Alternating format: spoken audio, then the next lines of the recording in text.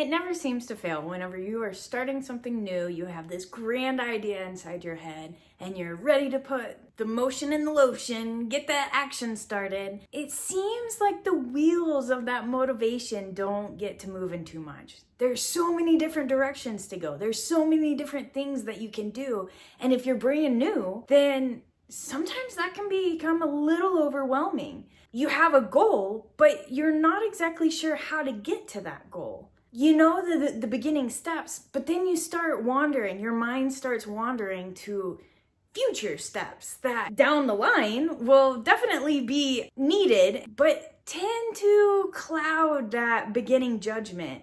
Those future processes are not doing us any good in the beginning, thus leaving us almost in a paralysis. Hi, I'm Frankie, and today I am going to share with you 11 different tips that you can utilize to help you keep focused on your goal. If you haven't done so yet, feel free to subscribe and save this for later. Maybe even create a playlist for productivity.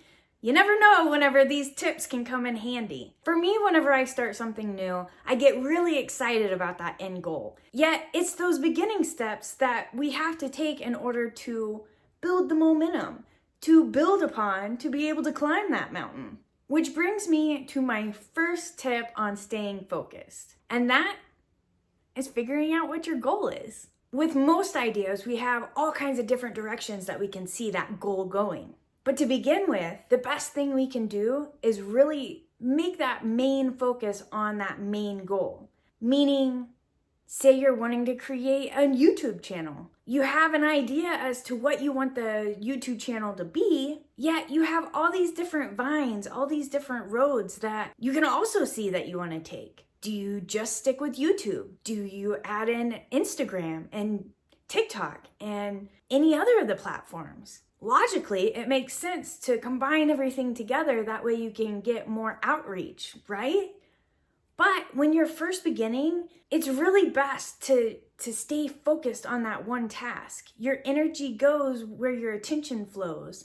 So if you have 4 different platforms that you're looking to get started on, and you're brand new to the content creation scene, it's gonna make it a little difficult. It's gonna become a little overwhelming. Figuring out which platform works best with whichever layout, whatever kind of recording that you're doing. I'm not saying that never do it. I'm saying in the beginning, it's best to take out as much overwhelm as possible and just bringing it back to that main goal.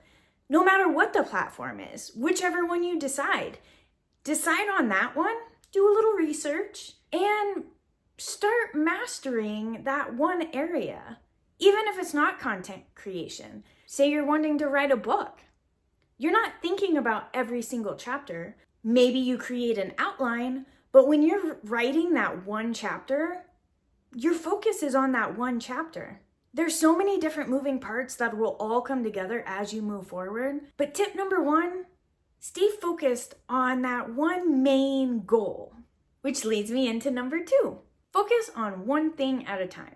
I have this really bad habit, and I feel like a lot of us have this really bad habit, of a short attention span. While simple tasks seem simple and easy, until we really make it more natural and to the point to where we don't even have to think about doing it, I invite you to focus on those simple tasks to, again, build upon the next. It's keeping ourselves disciplined and staying focused on that one thing. And it doesn't have to be forever. It's just for the time being, making it more natural. So later on down the road, it becomes quicker. It becomes automatic to work through whatever that task is. The more energy and the more focus you put on that one task, the faster you're going to get through it.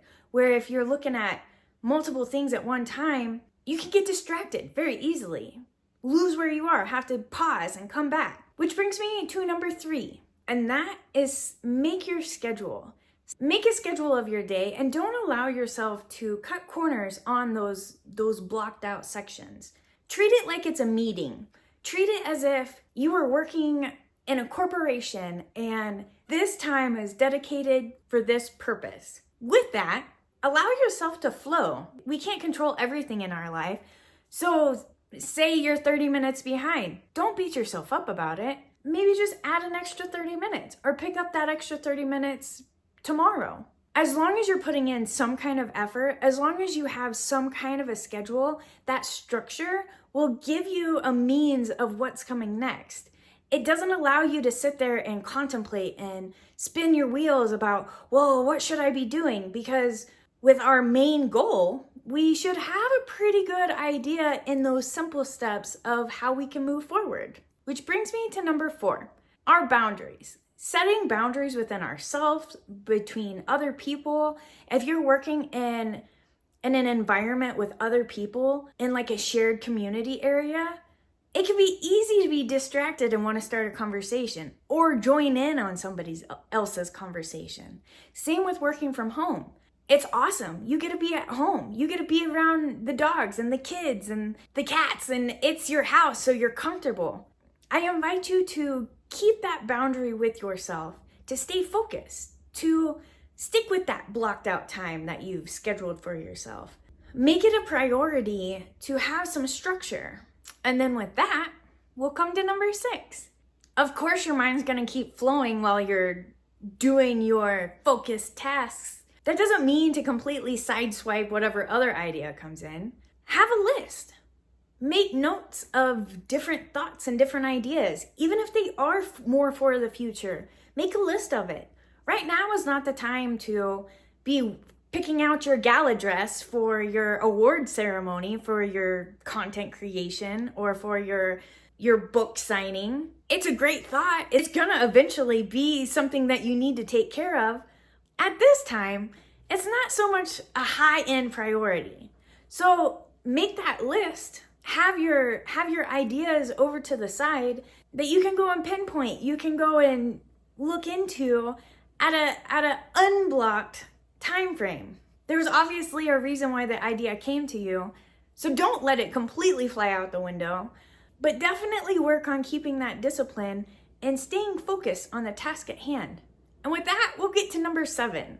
Just because we're focusing on one task at a time doesn't mean that it's a full day's worth of focus. We're human. We need breaks. And we all work so differently. For some of us, it's really hard to not get distracted. It's hard for us to stay focused on one simple task. There's multiple ways that you can create a structure within the way that you do go about your business, your work. One way that I like to go about it is setting a timer and working for an hour and a half. And then once that timer goes off and that hour and a half is up, it's time for a break. It's time to stand up and stretch, get some movement in the body. Even if I'm not completed with that task, just giving my body that movement, giving it that simple little break, allows for a refresh to come about. It allows for new ideas, a less strenuous chokehold of what I've been working on. And if 90 minutes seems like way too much, there's also the Pomodoro technique. And this is for my friends that have really struggled with keeping their attention span focused on one thing. Typically how this technique works is you set a timer for about 25 minutes. And while you have these little tasks that you are working on, you're only set up to work on that task for 25 minutes. And then you get a 5-minute rest. And then you come back and you work for another 25 minutes. And then give yourself another 5-minute rest. And you do this for 4 to 5 sessions. And then you get a good 15-20 minute break.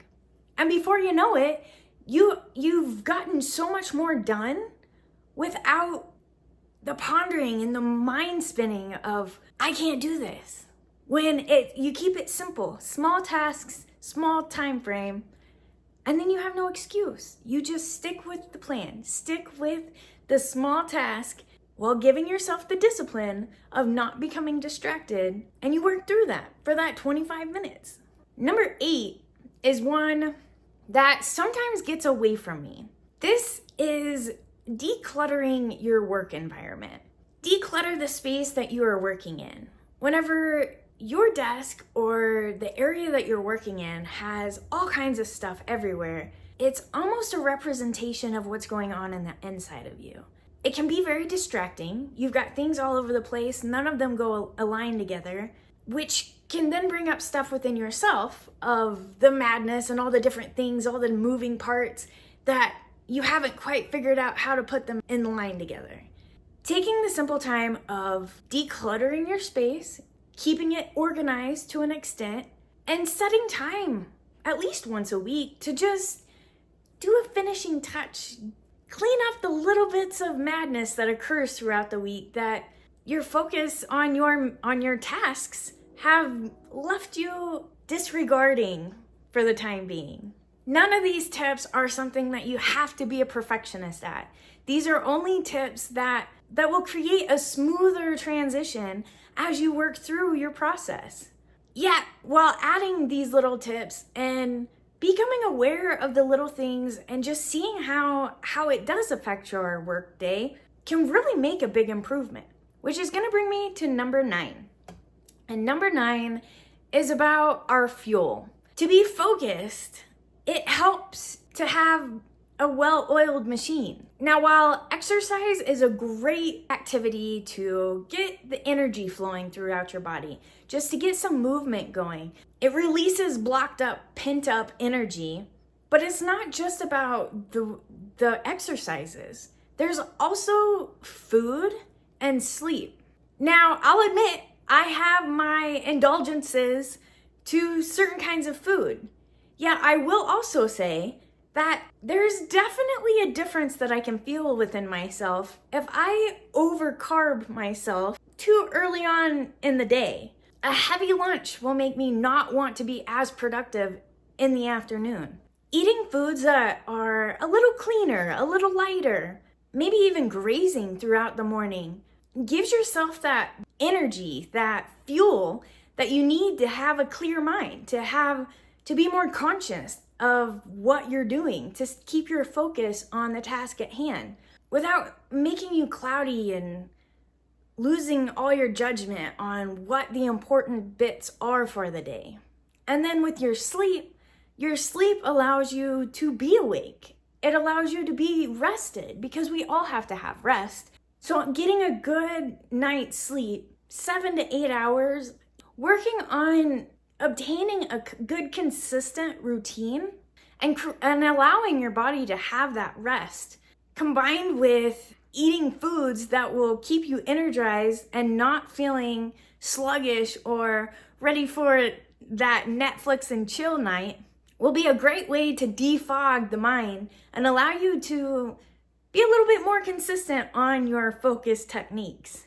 Now, while all these are really great and grand, number 10 is going to give you a little bit of that relief. It's going to help with that overwhelmness. Yes, we have 24 hours in the day, and yes, we now have this beautiful structure, this blocked out schedule of things that we know are priorities, are important tasks that we're gonna start with that are going to build our way up. But with number 10, we're only going to allow ourselves to focus on 3 main tasks per day. 3 important tasks that will keep the ball moving. They're impactful. Completing these tasks are going to build the compound effect so that down the road, you're like 10 times farther than you ever believed you could. Focusing on 3 tasks a day saves you from that burnout, saves you from, again, the overwhelm, the over-decision making. Rome wasn't built in a day. We can't completely build a brand new structure from nothing in just a matter of hours. It's building upon the different steps. And again, taking that priority focus and really simplifying it down to what actually needs to be done and the important things that need to be done will help the ball move so much faster. Now, number 11 has gotten me a couple times. Number 11's tip is creating an emotionally based why. You clearly have this idea for a reason.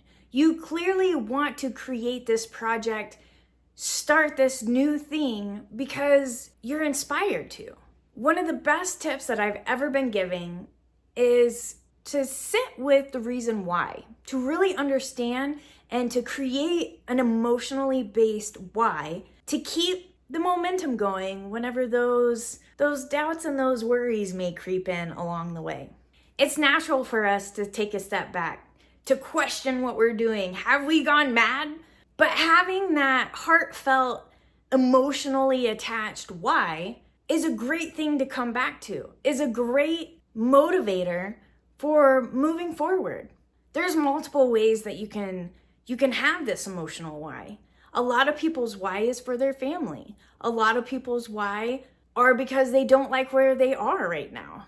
Whatever it is, it definitely helps if you have a strong feeling behind it. One of my friends, his emotionally why was his mother, hardworking single mom, and his reason why for going down his journey was because he wanted to retire her. He wanted to buy her a house. He wanted her to be able to enjoy the rest of her time because she had done so much for him. So while every once in a while that little knocking feeling came of, why am I doing this? He was able to bring that emotion back up of his mom, of his why. Even took it as far as printing off a text message that she had sent to him and had it taped to his mirror so that he could remember and feel just how proud she was of him, just how excited he was to be able to buy a house for her, to be able to retire her, to be able to see her actually enjoy her life. If that's not a strong emotional why, then I don't know what is.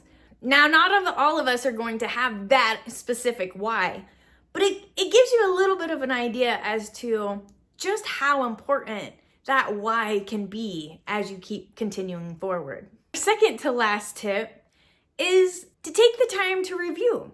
Just the week before, maybe as the ball really gets to rolling, you can do a little bit of a review of previous months, but you're just taking that time to kind of see how things went. This is a great opportunity to even review how these tips have treated you. See which ones really work for you. See which ones you could tweak and put your own spin on. Whether you like the 90 minutes working through, or if you think the 25 minutes blocks would work better for you. Again, we all work in our own best ways that only we know. So taking the time to reflect at the end of the week of what went right, what maybe didn't go so well, how you could make those little tweaks, different areas that you can see could use some improvement, and then creating the steps of what you're going to do next week to to make that improvement. The last tip that I have for you today is all about accountability. This tip is dependent upon how you work can be the driving force to keep you continuing on to your commitment. Having an accountability partner gives you someone who has expectations. Having someone check in on you, having someone to bounce your ideas off of, to see where you're going, to see how far you've went, to see what you've accomplished within that week, sometimes can be more of a motivator than us just going through the motions ourselves. I don't know how many times that I've went days or weeks and really haven't gotten too far, not taking my own advice at the time and being more in that head spinning space of having so many different things to do. If I would have had someone that I knew would be checking in and seeing how it was going, then for me myself, I probably would have made it more of an effort to have more accomplishments, to have more progress written down on the books. It's easy to get wrapped up into our own mind. Even if we do have these tips and we do try to stay structured, having an outsider's perspective can not only help you stay motivated, but can also give you someone else's point of view. Where you may be wrapped up on certain things, this outside perspective can maybe give you a bird's eye view, can give you an understanding of what they think or see could be more important. With this accountability partner, if you don't have anyone in your life, a coach is always a great idea too. A coach is someone who has been through this experience. They've went through these motions. They have an idea as to where you're trying to go and simple steps that have helped them, along with anyone else that they've ever worked with. Being an entrepreneur for most of my life, the experience that I have picked up on is like no other. While there's been a lot of things that I would definitely not do again, it's been those learning lessons that have projected me forward. And with that, it's really easy to see how to help other people in the direction they're trying to go. So if you do think that a coach might be a good idea for you, I would love to chat with you. I'll leave a link in the description and we can set up a consultation. Lack of focus isn't laziness. It's often just the sign of fear, overwhelm, and unclear goals. By coming back to the simple basics, coming back to the simple steps that are required to build that mountain, keeping that focus on small things instead of the entire picture will help the momentum a lot faster than you think it would. If you got anything out of today's video, I'd love to hear it in the comments. And if you haven't subscribed yet, feel free to hit that subscribe, give me a like, and be on the lookout for some more tips to help you move forward in your new adventure. Until next time.